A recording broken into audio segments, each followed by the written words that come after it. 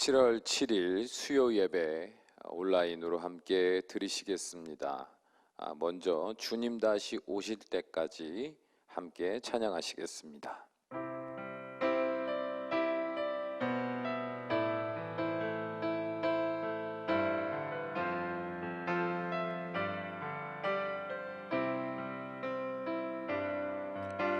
주님 다시 오실 때까지 나는 이 길을 가리라.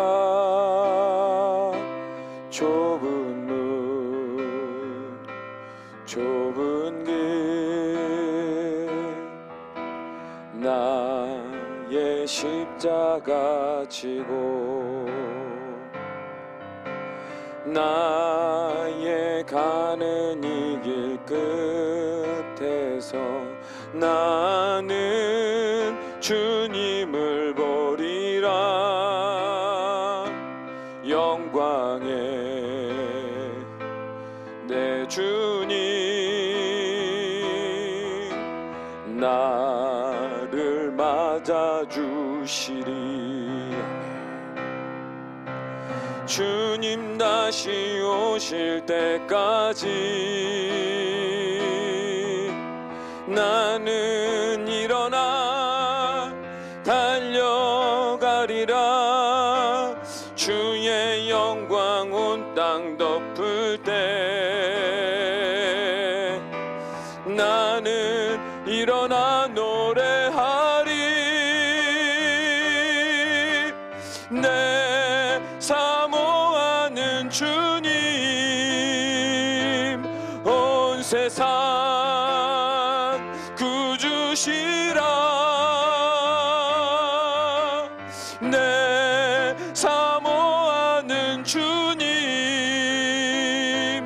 영광의 왕이시라. 주님 다시 오실 때까지 나는 일어나 달려가리라.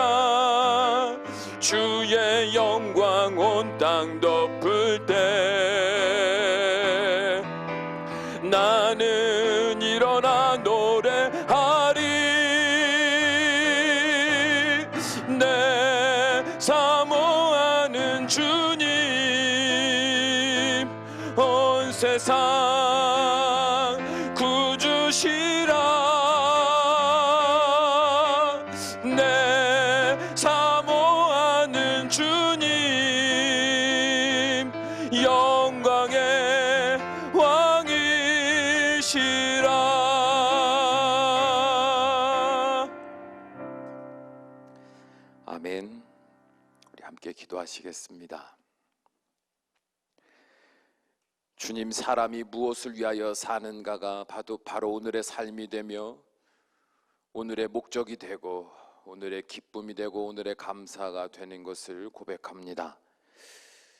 주여, 우리가 이 시간 함께 예배하는 이유와 목적이 무엇인가 분명히 깨닫는 영적인 시야를 갖기 원합니다. 우리가 내일을 소망할 때 무엇을 꿈꾸며 무엇을 위하여 어떤 소망을 품어야 할지 분명한 목적 의식을 가지고 오늘을 살아갈 수 있는 우리가 되기를 원합니다. 아버지 하나님이여, 주의 말씀으로 이 시간 우리의 영을 정결케 하시고 우리의 눈을 밝게 하여 주셔서 거룩하신 아버지 하나님의 뜻에 합당한 인생의 목표를 세우고 그에 합당한 순종의 삶을 살아내는 복된 인생들이 될 수 있도록 은혜를 더하여 주시옵소서. 우리 주 예수님의 이름으로 기도합니다. 아멘. 말씀 보시겠습니다. 오늘 함께 보실 말씀은 고린도후서 1장 15절에서 24절까지의 말씀입니다. 고린도후서 1장 15절에서 24절까지의 말씀. 우리 한 목소리로 함께 읽습니다.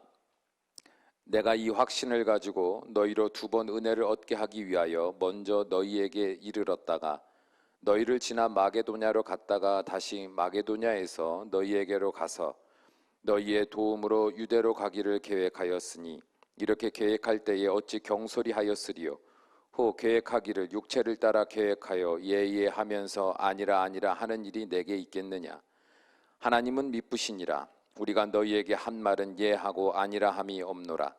우리 곧 나와 실루아노와 디모데로 말미암아 너희 가운데 전파된 하나님의 아들 예수 그리스도는 예하고 아니라 함이 되지 아니하셨으니 그에게는 예만 되었느니라.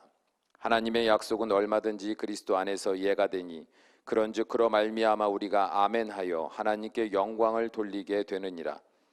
우리를 너희와 함께 그리스도 안에서 굳건하게 하시고 우리에게 기름을 부으신 이는 하나님이시니 그가 또한 우리에게 인치시고 보증으로 우리 마음에 성령을 주셨느니라. 내가 내 목숨을 걸고 하나님을 불러 증언하시게 하노니 내가 다시 고린도에 가지 아니한 것은 너희를 아끼려 함이라. 우리가 너희 믿음을 주관하려는 것이 아니요 오직 너희 기쁨을 돕는 자가 되려 함이니 이는 너희가 믿음에 섰음이라. 아멘. 오늘 말씀의 제목은 믿음의 주체자가 되라입니다. 코로나로 인해 세상에 혼란이 계속되고 있습니다. 잠잠해질만 하면 다시 여기저기서 다시 감염자들이 발생하게 되고 온 국민은 그럴 때마다 심적인 스트레스를 받게 됩니다. 그러다 보니까 많은 사람들은 지금의 위기를 해결해 줄 수 있는 특별한 사람이 등장해 주기를 기대합니다. 하루빨리 코로나 백신을 개발해 줄 누군가를 기대합니다. 코로나로 인하여 혼란스러운 이 나라의 정치, 경제, 문화에 관련된 문제들을 해결해 줄 어떤 뛰어난 지도자를 기대합니다. 젊은이들은 자신의 고독함을 유래해 줄 연인을 기대하고 어떤 이야기든지 듣고 공감해 줄 수 있는 진정한 친구를 기대하기도 하죠. 특별히 그리스도인들은 육적인 문제를 비롯하여 영적인 문제를 해결해 줄 훌륭한 목회자를, 리더를, 성도를 기대합니다. 그렇다면 그런 사람이 등장하게 된다면 우리는 삶의 위기로부터 벗어날 수 있을까요? 물론입니다. 과거 혼란의 시대마다 등장했던 영웅들은 많은 사람들을 자유케 했습니다. 하지만 이런 우리의 기대는 한 가지 문제점을 가지고 있습니다. 그것이 무엇일까요? 한 항공사에서 신임으로 막 일을 시작하게 된 스튜어디스가 있습니다. 난생 처음으로 하는 일이었기에 늘 실수가 많았습니다. 그러나 감사하게도 한 선배가 그녀의 모든 일에 있어서 많은 도움을 주었습니다. 실수로 손님에게 잘못된 음식을 내놓으면 재빨리 달려와 사과를 하고 본래 주문한 음식을 금방 준비해서 제공해 준 적도 있고요. 자기 시간이 되어서 이제 전좌석을 돌며 안전을 확인해야 함에도 불구하고 잠이 들어 있으면 그 선배가 대신해서 그 일을 맡아 해결해 주기도 했습니다. 그리고 모르는 일이 있으면 언제든지 달려와서 그녀를 대신해서 그 일을 도맡아 처리해 주었습니다. 이 얼마나 고마운 사람입니까? 그렇게 그녀는 첫 직장이었던 항공사에서 순탄한 시절을 보내고 이제는 더 큰 메이저 항공사로 이직을 하게 됩니다. 부푼 꿈을 안고 일을 시작하게 되었는데 날마다 생각지도 못한 문제들이 끊임없이 자신에게 발생하는 것을 경험하게 됩니다. 곧 오랜 경력에도 불구하고 많은 업무에 있어서 자신이 모르는 것이 많다는 것을 깨닫게 된 겁니다. 결국 그녀는 자신의 경력에 부합한 실력을 보이지 못했고 그 일터를 잃어야만 했습니다. 우리는 여기서 무엇을 발견할 수 있어야 하겠습니까? 누군가 내 삶의 위기를 모두 해결해 준다는 것은 결국 우리의 삶에 큰 유익이 되지 않는다는 것을 깨달을 수 있어야 합니다. 아이가 젓가락질을 못한다고 해서 엄마가 매번 반찬을 먹여주면 그 아이는 어른이 돼서도 젓가락질을 할 때마다 엄마가 없어서 밥을 못 먹는다고 한탄을 할지도 모릅니다. 학교 선생님이 아이들을 너무 사랑한다는 명목하에 학생들의 모든 문제집의 문제를 다 풀어준다면 그 아이들은 학업적으로 전혀 성장할 수가 없겠죠. 우리는요, 우리 각자의 삶을 살아내는 주체자입니다. 우리 각 사람의 인생은 누가 대신 살아주는 것이 아니라 우리가 스스로 살아내야 하는 삶이다 이 말입니다. 이 말을 듣고 혹 어떤 성도들은 이 정의에 대해서 이렇게 반론을 제기할지도 모르겠습니다. 목사님, 우리의 삶의 주인은 하나님이시지 않습니까? 우리는 그 하나님의 인도하심을 따라 순종하는 존재입니다. 나는 내 인생의 주체자가 된다라는 것을 이해할 수가 없습니다 라고 물어볼 수도 있을 거예요. 그렇다면 한 가지 질문을 드리고 싶습니다. 예수님을 따르던 제자들은 예수님의 제자로 정해진 인생이었기 때문에 저절로 예수님을 따를 수밖에 없는 사람들이 된 것입니까? 그래서 제자가 되었을까요? 아니면 스스로 예수님의 부르심 앞에서 자신의 배와 그물을 버리고 예수님을 따랐기 때문에 제자가 된 것일까요? 하나님이 아브라함에게 사명을 주셨을 때 아브라함은 저절로 그 사명을 받은 자 되어 순종하는 자가 될 수밖에 없었을까요? 아니면 스스로 하나님의 그 사명을 받고 나서 결단하고 작정하고 자신의 고향을 떠나 가나안으로 향하게 되었을까요? 그들은 하나님의 사명, 하나님의 부르심 앞에서 주체적으로 자신의 인생을 하나님께 드린 겁니다. 이게 중요한 거예요. 저절로 된 게 아니라 자신의 인생에 대하여 결단하고 어떤 위험 요소가 생기든지 간에 그 모든 것을 감수할 마음으로 주님의 부르심에 순종했다 이 말이에요. 그렇다면 또다시 이런 질문을 할 수 있을 겁니다. 좋습니다. 그런 사람들은 그런 삶을 살았다고 할 수 있습니다. 그러나 모세나 요셉의 인생은 어떻습니까? 그들은 하나님의 부르심 앞에서 자신이 어떤 사명을 감당해야 하는지도 모른 채 그들은 원치 않았던 고난을 받았고 결국 하나님의 인도하심 속에서 그 뜻대로 쓰임받은 자들 아니겠습니까? 그들이 자발적으로 고난을 선택하면서까지 하나님의 뜻을 따른 주체자로서의 삶을 산 것이 아니지 않습니까? 라고 물어볼 수도 있어요. 고난이라는 인생을 경험하고 나서 비로소 하나님께 쓰임을 받은 거지, 그들이 그 고난이 있은 후에 하나님의 사명을 받은 자로 살 것을 알므로 스스로 고난을 선택한 주체자가 아니었다라고 질문할 수 있는 겁니다. 그러니까 내 의도와는 다르게 내가 왜 이 고난을 받는지도 모른 채 그 고난을 받는 자들의 인생의 주체자는 그렇다면 하나님이 아니겠습니까? 라고 물어볼 수도 있다는 거죠. 그렇다면 모세가 애굽으로부터 도망하여 40년간 광야에서 삶을 살 때 어떤 삶을 살았다고 생각하십니까? 그가 광야에 있을 때 나의 주인은 하나님이십니다, 나를 인도하여 주시옵소서 하면서 매일 기도만 하던 사람입니까? 아닙니다. 그는 그의 삶에 닥친 새로운 문화 속에 적응하며 살기 위해 주체적으로 열심히 살았습니다. 요셉 또한 노예로 있으면서 하나님의 구원만을 기대하며 날마다 눈물로 주님 앞에 엎드려 통곡하는 삶을 살았습니까? 아닙니다. 그는 자신이 할 수 있는 일에 최선을 다하여 주체적인 삶을 살았습니다. 그리고 그들은 그런 자기주도적인 열심 있는 삶을 통하여 주변에 평화를 이루게 되었고 많은 사람들로부터 인정을 받는 삶을 살았습니다. 그리고 그러한 경험들은 이후에 하나님이 정하신 때에 부름을 받은 그들에게 있어서 훌륭한 지혜와 능력으로 쓰임을 받았습니다.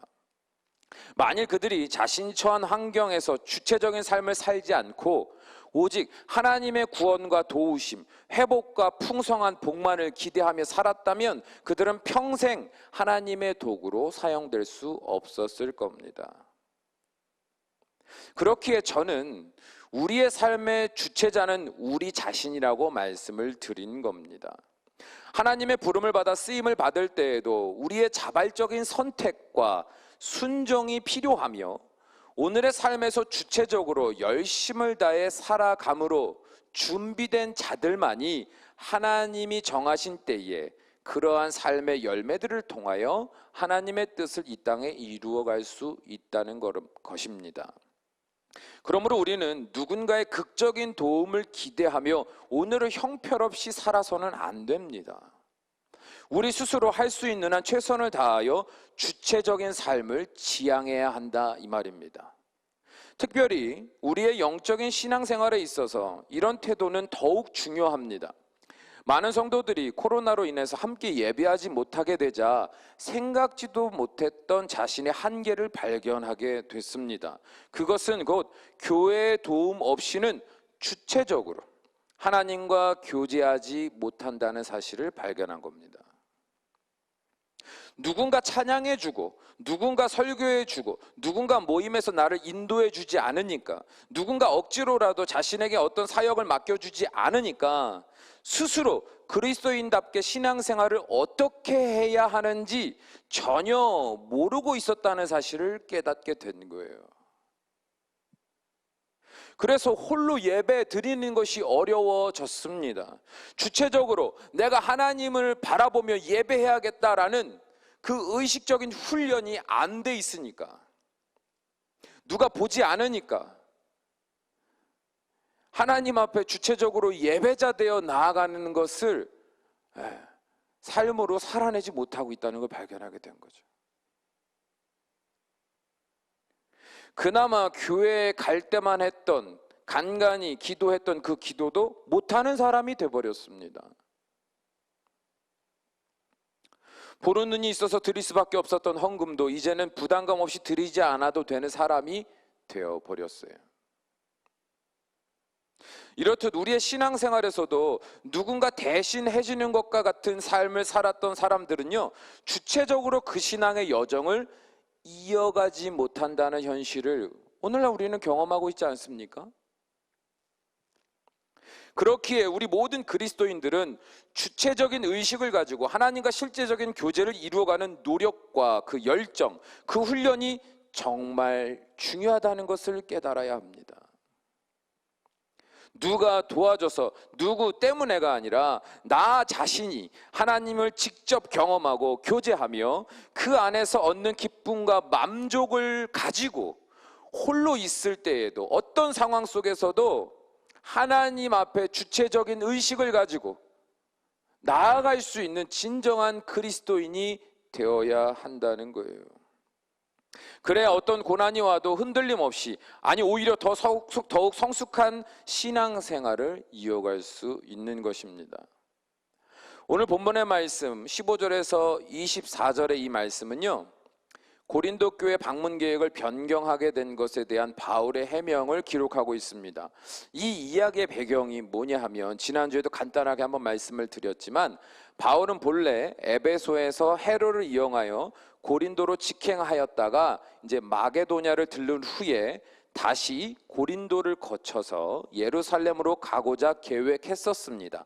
그러나 고린도 교회가 여러 문제에 직면해 있다는 소식을 듣게 되었고, 그러한 이유로 그는 고린도 교회를 단지 지나가는 길에 들르지 않고 좀 더 오래 머물며 고린도 교회의 문제를 해결하고자 했습니다.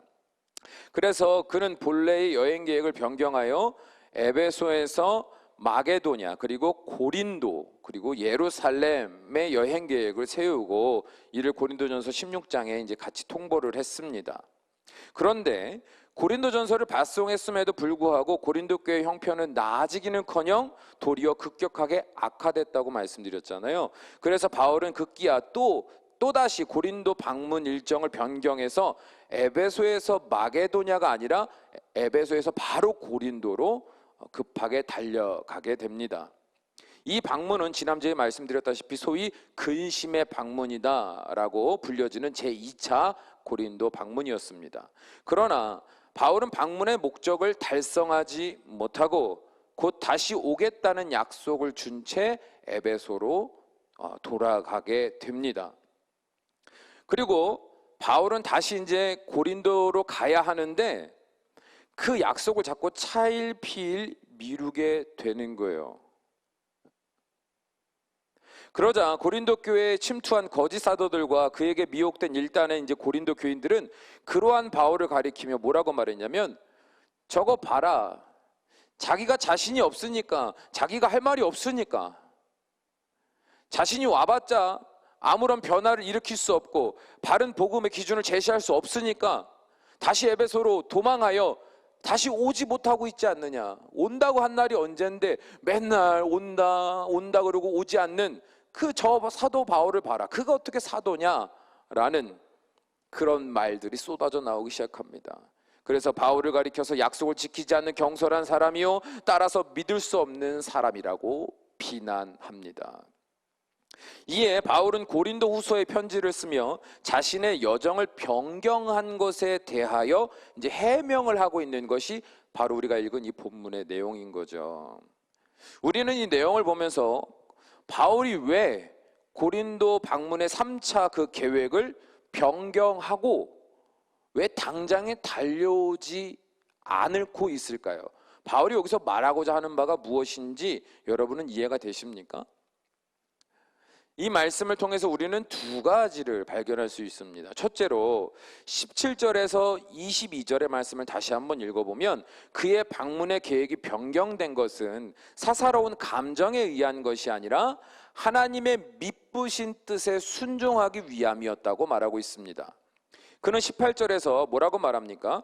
우리가 너희에게 한 말은 예하고 아니라 함이 없노라 이렇게 말합니다. 그러니까 이 말은 뭐냐면 평소 고린도 교인들에게 자기가 이랬다가 저랬다가 한 적이 없었다라고 말하는 거예요. 너희들도 알고 있지 않느냐라고 그들에게 이야기하는 겁니다. 그러면서 무엇을 말하는 거예요? 그러한 내가 고린도 방문 계획을 변경한 것은 일부 고린도 성도들이 비난하는 것처럼 내가 경솔하거나 신실하지 못한 자이기 때문이가 아니라 하나님의 도구로 사역하는 종으로서 전적으로 하나님의 뜻에 순종한 결과였다라고 말하는 겁니다. 바울은요 이전에도 성령의 아시아행 저지나 마게도냐인의 환상으로 전도 여행 진로를 수정했던 경험이 있죠. 그와 마찬가지로 고린도 교회에 관련된 사역 전반에 있어서도 구속사의 주권을 가진 하나님의 뜻에 순종하는 차원에서 자신이 계획했던 대로 지금 가지 못하고 있다라고 말하고 있는 겁니다. 그렇다면 둘째로 왜 성령 하나님은 바울이 고린도 교인들에게 약속한 바대로 제 시간에 고린도 교회를 방문하는 일을 미루게 하셨을까요? 사도 바울은 그 뜻을 알고 있었을까요? 그는 분명히 명확하게 하나님께서 이 여정을 미루게 하신 그 목적을 이해하고 있었습니다. 그 이해를요 23절에서 24절에 이렇게 말합니다. 내가 목숨을 걸고 하나님을 불러 증언하시게 하노니 내가 다시 고린도에 가지 아니한 것은 너희를 아끼려 함이라. 우리가 너희 믿음을 주관하려는 것이 아니요 오직 너희 기쁨을 돕는 자가 되려 함이니 이는 너희가 믿음에 섰음이라 이렇게 말합니다. 여러분은 이 말이 이해가 되십니까? 사실 고린도전서를 통해 알 수 있듯이 고린도 교회는 당시 많은 문제들을 안고 있었습니다. 근데 만약에 바울이 당장에 고린도를 또다시 방문했다면 어떤 일이 일어났을 것 같으세요? 상상해 보세요. 고린도 전서를 써도 안 바뀌죠. 급하게 근심에 방문을 했는데도 오히려 배척하죠. 그리고 그가 오지 않는다고 해가지고 오히려 그를 비난하는 여론이 더 형성되죠. 그 타이밍에 바울이 당장에 고린도 교회로 달려갔다면 바울이 할 수 있는 일은 무엇이었을까요? 여러분 아무리 능력이 있는 종이라고 할지라도요 강제로 그 사람들의 마음을 바꿀 수가 있을까요? 없을까요? 만약에 그게 가능하다면 여러분 이 땅에 예수님을 믿지 않은 사람이 누가 있겠습니까? 심지어 예수님이 복음을 전하셨을 때에도 천국 복음을 말씀하셨을 때에도요 믿지 않는 자들이 대부분이었고요 심지어 그 예수님을 못 박아 죽였던 것을 우리는 기억해 볼 때 이미 마음을 닫은 자요 이미 이것이 옳다라고 확신하는 자 그래서 그것이 잘못된 것이든 잘못된 것이 아니든 이것이 옳다라고 마음먹은 자들에게 있어서 솔직히 말하면 주의 종이 뛰어난 능력이 있다 할지라도 해줄 수 있는 게 아무것도 없거든요. 지금 딱 그 상황인 거예요. 만약에 사도 바울이 그 상황에 가서 뭔가 해결해 보겠다고 그들을 사랑하기 때문에 이 고난을 오늘 해결해 줘야 되겠다라는 사명의식 속에서 그가 직접 달려갔다면 고린도 교회 성도들 가운데 대다수의 사람들은 징계를 받았어야만 했을 겁니다. 여러분 서로 대화를 통해서 소통하지 못하는 공동체는요 끝까지 자기 고집만 부리며 대립하는 공동체는 결국 어떻게 될까요? 깨어지게 되어 있습니다. 그러므로 고린도 교회를 세우는 데 있어서 주체적인 역할을 했던 바울은 이미 권위를 어느 정도 갖고 있었거든요. 그래서요, 그 권위를 가지고 그가 할 수 있는 최선의 선택은요, 이런 상황 속에서 어떤 선택을 할 수밖에 없을까요? 끝까지 복음을 왜곡하며 구원을 왜곡하며 자신의 주장이 옳다라고 말하는 자들을 결국엔 그대로 둘 수가 없기 때문에 그들을 출교시킬 수밖에 없었을 겁니다. 어쩌면 기존 고린도 교회를 다 그냥 떠나서 새롭게 그 믿는 자들과 새로운 공동체를 만들 수도 있었을 겁니다. 그렇게 된다면 여러분 어떤 상황이 됐을까요? 기존에 믿던 신자들이 다시 힘을 냈을까요? 아닙니다. 상당히 위축됐을 거예요. 어떻게 보면 복음의 문이 닫혀버릴 수도 있었을 겁니다. 그래서 하나님은요, 이미 모든 것을 아셨기 때문에 원하지 않으셨던 거예요. 바울이 당장 그들에게 달려가는 것을 말이죠. 그래서 성령님을 통하여 사도 바울의 계획을 멈추게 하시고 시간을 두어 잠잠히 그 방문 일정을 미루게 하신 겁니다. 그리고 바울을 통하여 눈물의 편지, 지난주 말씀드렸죠. 지금은 소실됐지만 이 고린도후서 전에 눈물의 편지를 다시 한번 그들에게 보내게 하십니다. 그리고 비로소 고린도 교회 많은 성도들은 그 눈물의 편지를 보고 자신의 죄를 회개하고 복음으로 돌아오게 된 겁니다. 그러니까 하나님은 사람을 통하여 그들이 변화되기를 기대하신 것이 아니라 또 변화될 수 없다는 걸 아셨기 때문에 그들이 스스로 회개할 수 있는 기회를요, 하나님은 주신 겁니다. 그래서 바울은 본래 계획대로 고린도 교회를 방문하지 못했던 거예요. 우리는 여기서 고린도 교회를 향한 하나님의 뜻을 분명히 이해해야 합니다. 고린도 교인들은 사도 바울이 하루라도 빨리 와서 그들이 겪고 있는 교회 내 수많은 문제들을 해결해 주기를 바랬습니다. 그래서 이 혼란이 해결되고 이전과 같이 풍성한 은혜를 누리고 싶었을 겁니다. 그러나 하나님의 생각은 그들의 바람이나 바울의 생각과 달랐습니다.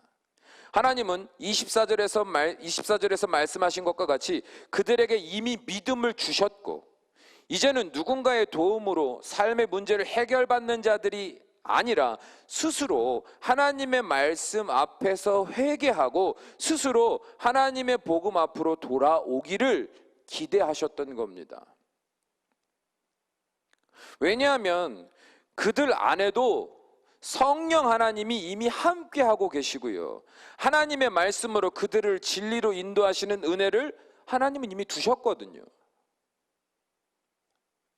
만일 사도 바울과 고린도 교인들의 기대처럼 한 리더가 모든 문제를 해결해 주는 모습이 되었다면 수많은 이들은 결국 출교를 당했을 것이고 그로 인해서 고린도 교회는 더욱 혼란에 휩싸이며 위축되었을 것입니다. 더 나아가 이제는 많은 성도들이 문제가 생길 때마다 스스로 하나님과 해결하려는 노력보다 내 안에 성령님을 통하여 주시는 말씀을 따라 순종하며 주체적으로 자발적으로 내가 그 문제 앞에 직면한 것을 정면으로 돌파해가는 그 훈련의 과정을 경험하게 되는 것이 아니라 언제나 사도 바울이 올 날만을 기다리며 허무한 시절을 보내는 사람들이 되었을 겁니다.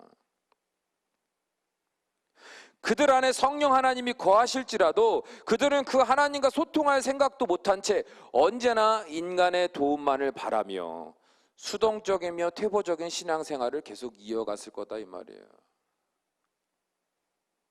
그리고 더 큰 고난을 만났을 때 아무에게도 영적인 도움을 받지 못하게 된다면 그들은 믿음을 포기하는 자 되거나 크게 낙심에 빠져 두려움의 나날을 보내는 자들로 전락하게 되었을 겁니다. 사랑하는 여러분, 이 말씀을 들으면서 오늘날 코로나 시대를 살고 있는 우리에게 하나님이 기대하시는 바가 무엇일지 생각해 보셨습니까? 저도 여러분과 마찬가지로 하루빨리 모든 예배가 회복되어 함께 예배했으면 좋겠습니다. 진심이에요. 그래서 주일 예배를 드릴 때만 되면 자꾸 눈물이 나오기도 합니다. 그러나 이 모든 상황을 단번에 해결하실 수 있는 하나님이 고린도 교인들이 기대하는 바울을 보내지 않으셨던 것처럼, 나사로가 죽어갈 때 예수님을 보내지 않으셨던 것처럼 우리의 기도에도 불구하고 그 어떤 해결을 주시지 않는 이유가 무엇일까 생각해 보신 적 있습니까?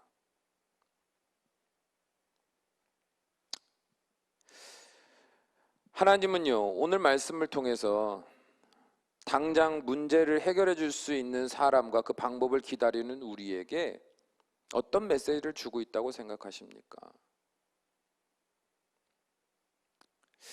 저는 명백히 하나님의 뜻이 오늘 우리가 경험하고 있는 이 삶의 과정 가운데 또 오늘의 말씀을 통하여 우리에게 전달되고 있다고 확신합니다. 곧 이제 마지막 때를 살아야 할 우리는 누군가의 도움으로 겨우 신앙생활을 이어가는 자들이 아니어야 한다고 하나님은 우리에게 말씀하고 계신 줄로 믿습니다.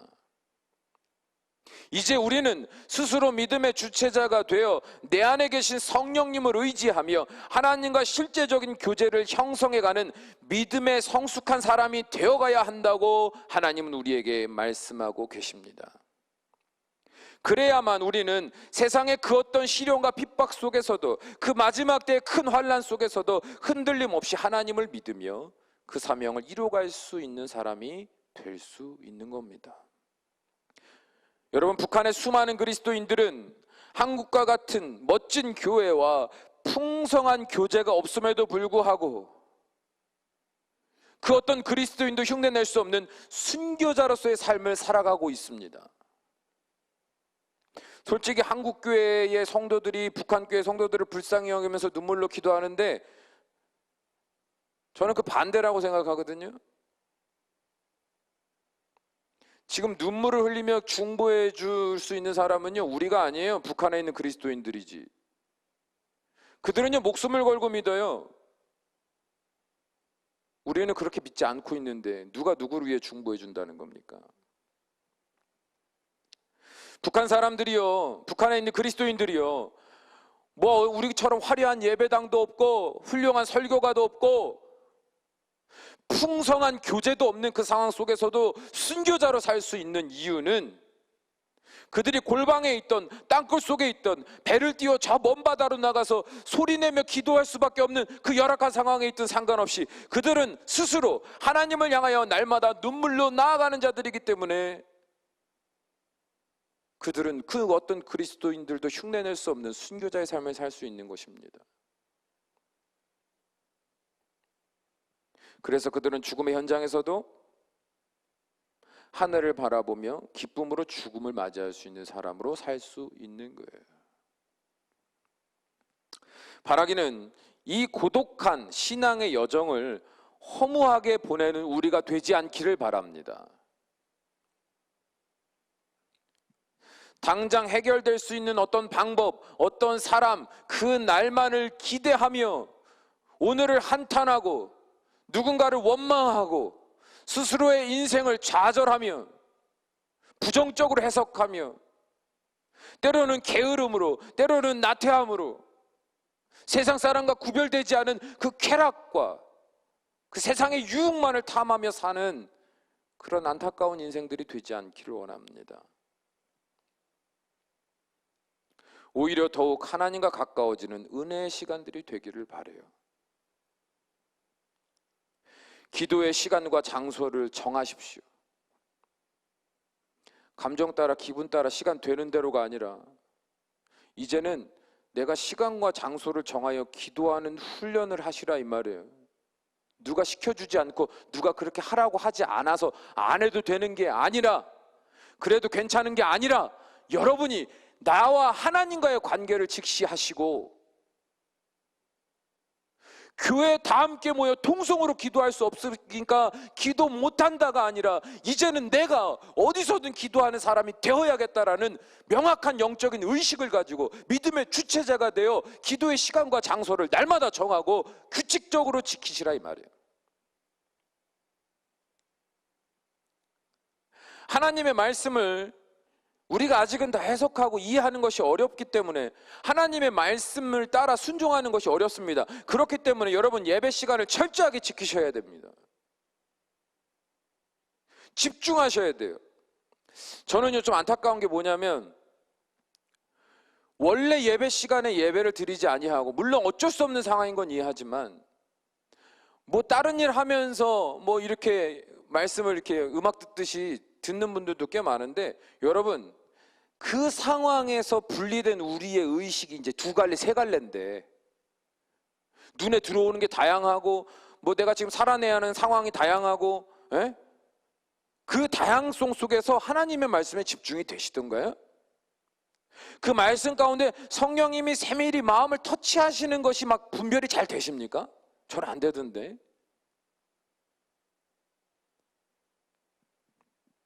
하나님의 말씀을 들을 때요, 하나님께 예배할 때는요, 오직 그 말씀에 내 모든 영이 집중할 수 있는 고요하고도 잠잠한 그 시간을 정확하게 지켜야 되는 거예요. 제가 막 율법적으로 그 시간을 지켜야만 뭐 믿음이 있다 없다가 아닙니다. 상식적으로 생각해 보세요. 여러분 제발 비상식적으로 율법적으로 이 말씀들을 듣지 않으셨으면 좋겠어요. 사람하고 대화할 때도요, 세네 명하고 대화하는 거랑 한 사람하고 조용한 공간에서 대화하는 거랑 뭐가 집중력이 더 있습니까?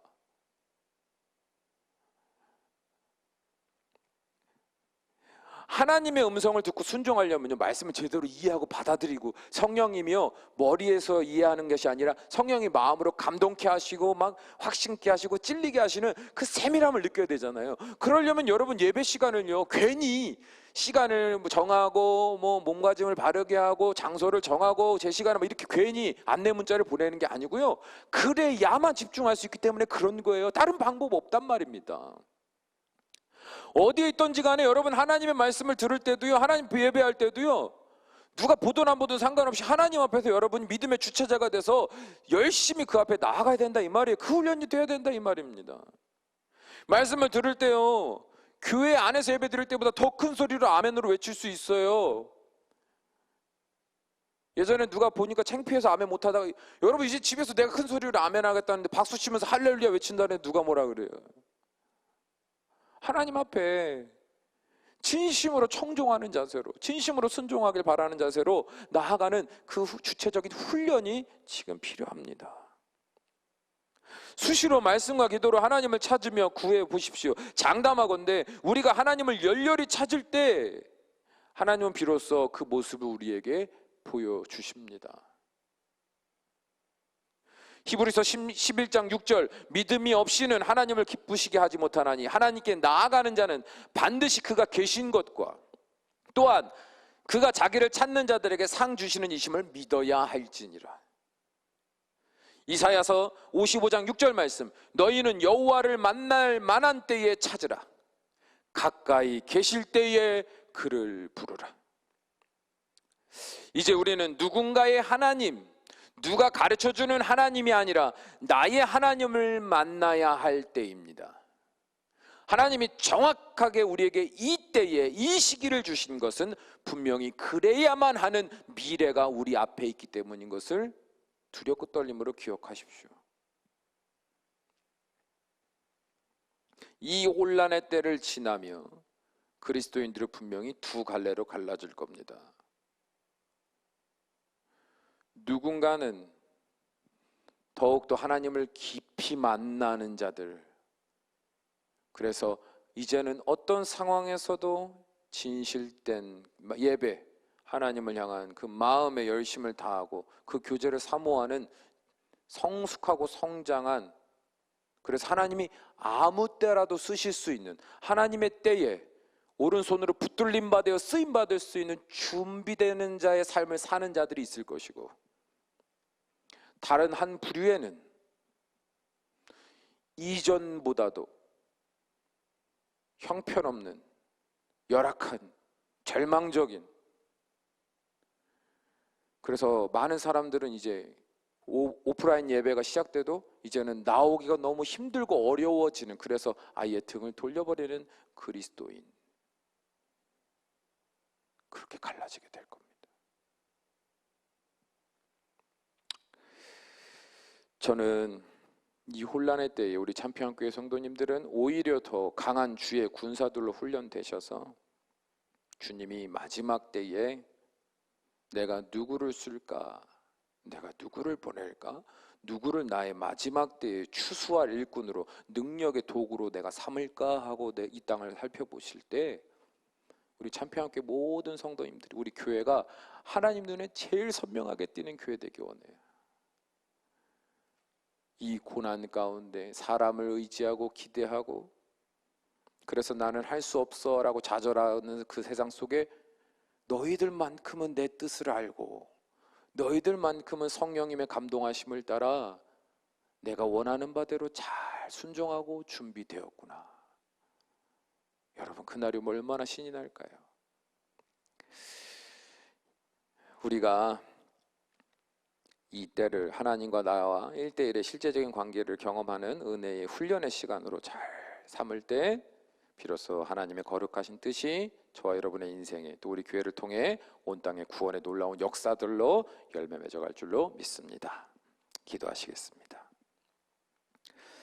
사랑이 많으신 아버지 하나님, 우리는 그리스도인입니다. 그리스도인이라 함은 육의 눈으로 세상을 바라보며 육의 눈으로 미래를 예상하는 자들이 아니라 이제는 내 눈이 아니요 우리가 거듭난 영으로 성령 하나님께서 말씀으로 우리의 눈에 보여주시고 우리의 귀에 들려주시는 바를 따라 믿음으로 순종하며 그 가운데 우리의 삶을 쳐서 복종시키며 하나님의 놀라우신 역사를 사모하며 겸손히 살아내는 것이 바로 그리스도인의 삶인 줄로 믿습니다.